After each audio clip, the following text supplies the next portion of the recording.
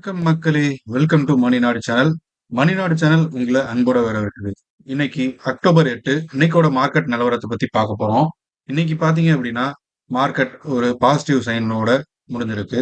இது ஒரு dead gate bounce மாதிரி இன்னைக்கு ஒரு பவுன்ஸ் ஆயிருக்கு. லாஸ்ட் ஒரு 6 டேஸா நிப்டி 50 நெகட்டிவ் நோட்ல க்ளோஸ் ஆகியிருந்தாலும், நிப்டியில இருக்கக்கூடிய எல்லா இண்டெக்ஸஸுமே லாஸ்ட் ஒரு 3 டேஸா நெகட்டிவ்ல க்ளோஸ் ஆயிருந்தாலும், இன்னைக்கு ஒரு பாசிட்டிவ் நோட்ல க்ளோஸ் ஆயிருக்குது.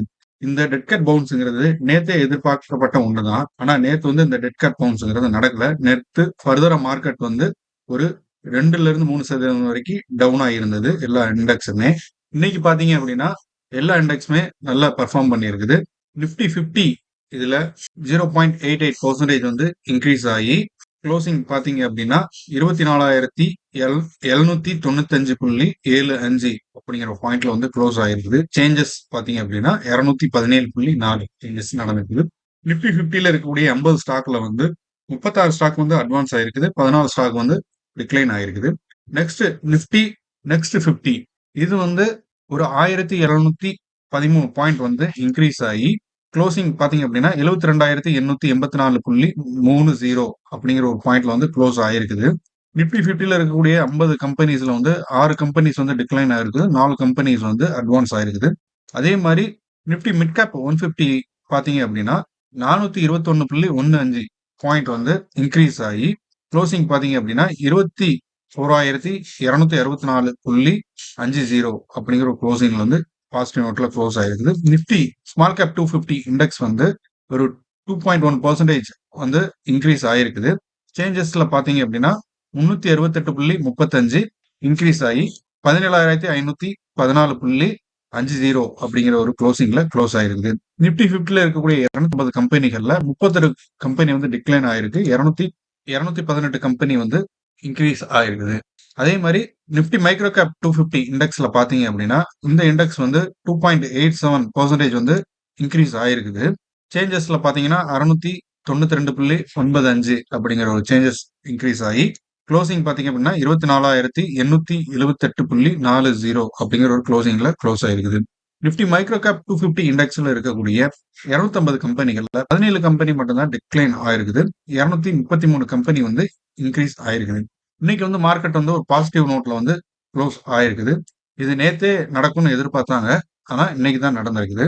இன்னைக்கு பாத்தீங்க அப்படின்னா மார்க்கெட் ஒரு 6வது செக்ஷனாவே லூசிங்ல இருந்த மார்க்கெட் ஒரு டிப்ல எல்லா இன்வெஸ்டர்ஸும் வாங்க ஆரம்பிச்சிருக்காங்க. ஏன்னா வேல்யூவேஷன் குறைஞ்சு இது நல்ல ஒரு ஆப்பர்ச்சுனிட்டியா அமையும் அப்படிங்கிற ஒரு காரணத்தினால எல்லாருமே வாங்க ஆரம்பிச்சிருக்கிறாங்க. அதே மாதிரி நாளைக்கு பாத்தீங்க அப்படின்னா நம்ம ரிசர்வ் பேங்க் ஆஃப் இந்தியால ஒரு பாலிசி சேஞ்சஸ் நடக்கிறதுக்கான பாசிபிலிட்டிஸ் இருக்குங்கிறத அஃபெக்ட் பண்ணுது. அதோட காரணத்தினாலேயும் இன்னைக்கு நிப்டி ஒரு பாசிட்டிவ் நோட்ல க்ளோஸ் ஆயிருக்குது. ஒரு சிலர் என்ன சொல்றாங்க அப்படின்னா நாளைக்கு எந்த அனௌன்ஸ்மெண்ட்டுமே இருக்காது சேஞ்சஸ் அப்படிங்கிற மாதிரி சொல்லியிருக்கிறாங்க ரேட் கட் ரிலேட்டடா. இருந்தாலும் நிறைய பேர் என்ன நம்புறாங்க அப்படின்னா லாஸ்ட் வீக் முன்னாடி பாத்தீங்க அப்படின்னா ஃபெட் ரேட் கட் பண்ணியிருந்தாங்க. அந்த ரேட் கட் பேஸ் பண்ணி இந்தியன் ரிசர்வ் பேங்க்கும் ரேட் கட் அனௌன்ஸ் பண்றதுக்கான ப்ராபபிலிட்டிஸ் அதிகம் அப்படிங்கிற மாதிரி ஃபீல் பண்றாங்க.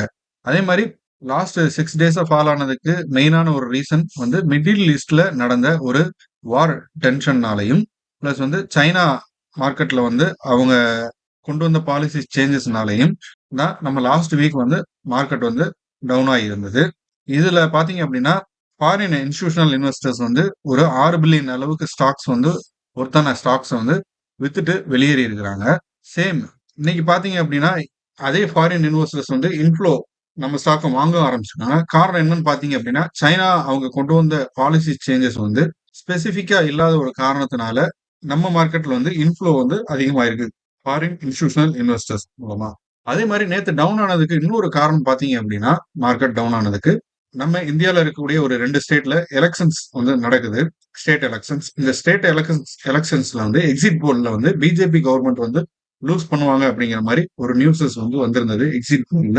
இந்த ரீசன்னாலையும் நேத்து மார்க்கெட் டவுன் ஆகியிருந்தது. இன்னைக்கு பாத்தீங்க அப்படின்னா இந்த 2 ஸ்டேட்ல இருக்கக்கூடிய அதாவது ஹரியானா அண்ட் ஜம்மு அண்ட் காஷ்மீர் நடந்த எலெக்ஷன் போல்ல மார்னிங் செஷன்ல கொஞ்சம் நேஷனல் காங்கிரஸ் கொஞ்சம் லீடிங்கா இருக்கிற மாதிரி இருந்தாலும் எண்ட் ஆஃப் தி டே பாத்தீங்க அப்படின்னா ஹரியானால பிஜேபி வின் பண்ணிருக்கு. BJP party plus Jammu and காஷ்மீர்ல நேஷனல் காங்கிரஸ் வின் பண்ணிருக்குது. ஸோ மார்க்கெட் என்ன ஃபீல் பண்ணுச்சு அப்படின்னா ரூலிங் கவர்மெண்ட் வந்து அவங்களோட கிரிப்பை வந்து இழக்கிறாங்க அப்படிங்கிற மாதிரி அவங்க ஃபீல் பண்ணியிருந்தாங்க. அந்த காரணத்தினால நேத்து எக்ஸ்ட்ரா செல்லிங் வந்து நடந்திருக்கான வாய்ப்புகள் அதிகம்.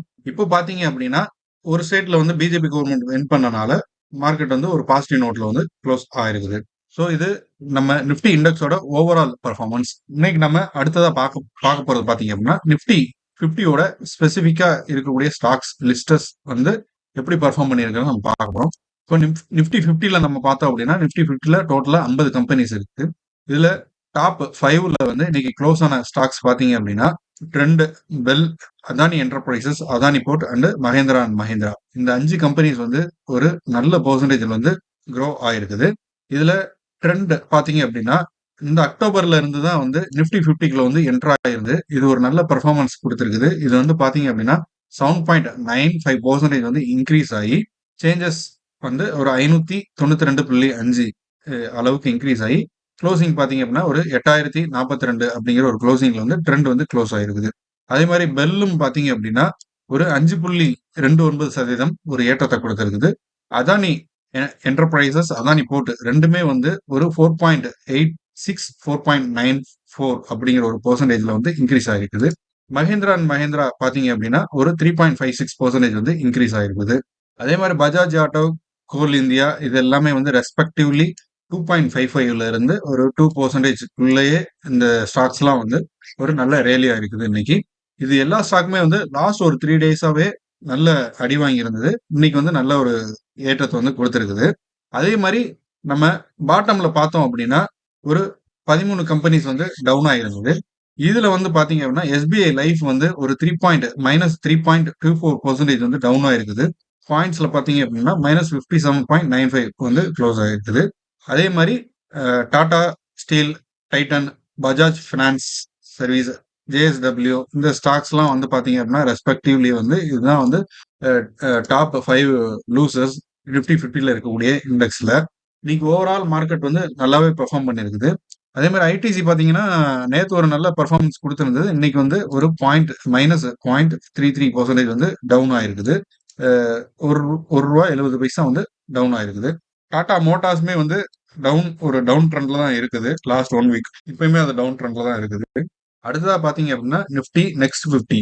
நிப்டி நெக்ஸ்ட் 50ல பாத்தீங்க அப்படின்னா டாப் 5 கெய்னர்ஸ்ல இருக்கக்கூடிய கம்பெனிஸ் அப்படிங்கறத நம்ம பார்த்தோம்னா VBL, Adani energy solutions, JSW energy, PFC, IRFC இந்த கம்பெனி ஸ்டாக்ஸ்லாம் வந்து ரெஸ்பெக்டிவ்லி 5.47ல இருந்து 9.03% வந்து இன்க்ரீஸ் ஆயிருக்குது.